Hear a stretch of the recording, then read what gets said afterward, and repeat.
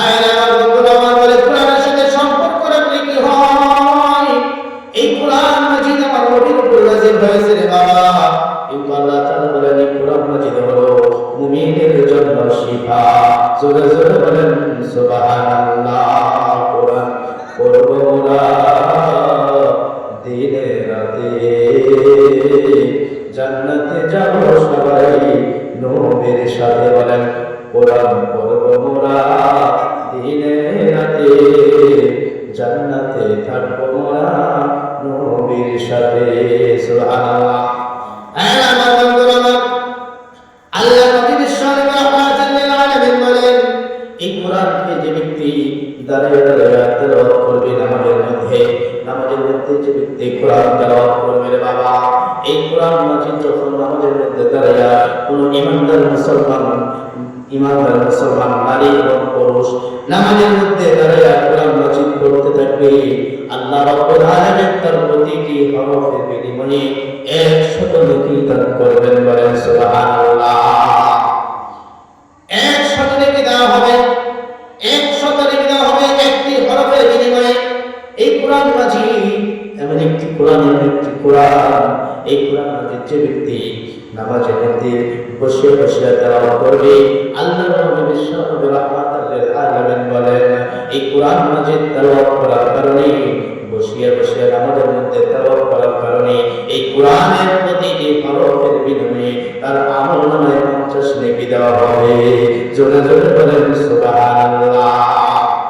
শুধু তাই নয়, যে ইমানদার মুসলমান নামাজের বাহিরে ওযুরত অবস্থায়, ওযু থাকা অবস্থায় কোরআন তেলাওয়াত করবে, ওযু থাকা অবস্থায় কোরআন মাজিদ তেলাওয়াত করবে, আল্লাহর নবী বিশ্বনবী রাহমাতুল লিল আলামিন বলেন এই কোরআন তেলাওয়াত করার কারণে প্রত্যেকটি হরফের বিনিময়ে তার আমলনামায় 25টি করে নেকি লেখা হইবে।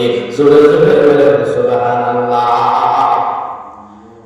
শুধু তাই নয় মুসলমান ইমানদার, শুধু তাই নয়, এই পর্যন্ত এখানে নয়, আল্লাহর নবী বলেন যদি কোনো ইমানদার মুসলমান নারী এবং পুরুষ এই কোরআন মাজিদ ওযু নাই, ওযু থাকা না, ওযু নাই এখন ওযু ছাড়া যদি কোনো মানুষ একটি হরফ কোরআনের তেলাওয়াত করে, প্রত্যেকটি হরফের বিনিময়ে তার আমলনামার মধ্যে 10টি করে নেকি দেওয়া হয়। জোরে জোরে বলেন সুবহানাল্লাহ।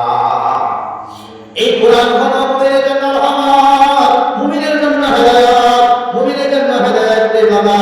ও মা বোনেরা, আজকে আমরা সেই কোরআনকে ভুলে গেছি, সেই কোরআন মাজিদকে আমরা শিখে তাদের উপর রাখছি।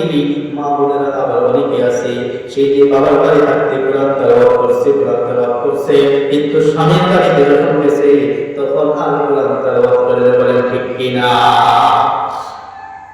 সেই যে স্বামীর বাড়িতে গেছে তারা, সেই যে তাদের উপর কোরআন মাজিদটা রাখছে, আর সেই কোরআন মাজিদকে ধরে না, বলে ধরবে কেমনি?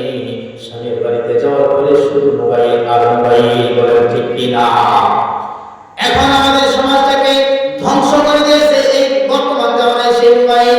এই মোবাইল কিন্তু সকলে নিয়ন্ত্রণ করতে পারে না, সকলের হাতে মোবাইলটা সাজে না।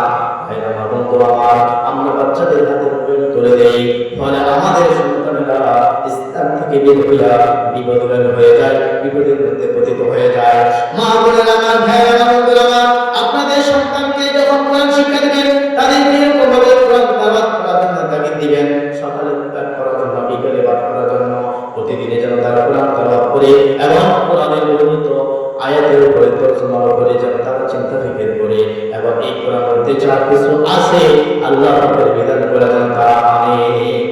আয়ার বন্ধুরা, এই কোরআন মাজিদ যে ব্যক্তি এরকমভাবে মহব্বতের সাথে তেলাওয়াত করবে, কোরআন নিয়ে যে ব্যক্তি জীবন চালাবে, কোরআন নিয়ে যে ব্যক্তি সমাজ চালাবে, কোরআন নিয়ে যে ব্যক্তি ইসলাম, এই ইসলাম হলো, কোরআন হলো ইসলামের পূর্ণাঙ্গ জীবন ব্যবস্থা। এই কোরআন দিয়ে যারা দেশ চালাবে, সমাজ চালাবে, পরিবার চালাবে, জীবন চলবে। এই কোরআনের সাথে যারা সুসম্পর্ক রাখবে, মৃত্যুর পরে এই কোরআন যুবকের আকৃতি ধারণ করতে পারেন। সুবহানাল্লাহ। কোরআন হবে আমার মরণের পরে কবরের সঙ্গী, কোরআন হবে আমার সাথী, কোরআন হবে আমার কবরের বাতি। কবর একাকী ঘর বিবেচনা করো।